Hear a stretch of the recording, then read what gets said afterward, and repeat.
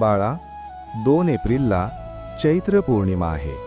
या दिवसापर्यंत तुझ्या कुळदेवीची सेवा करणं अत्यंत फलदायी आहे.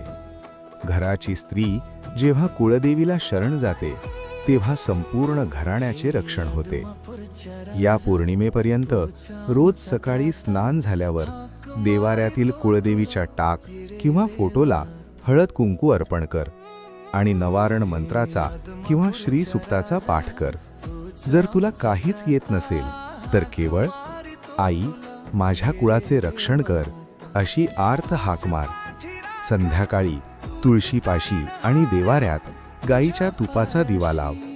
कुळदेवी ही तुझ्या घराचा आधार आहे, तिला विसरू नकोस. या दिवसांची सेवा तुझ्या मुलाबाळांना सुखशांती देईल. तू विश्वासाने दिलेली ही हाक तुझ्या देवीपर्यंत नक्की पोहोचेल. घाबरू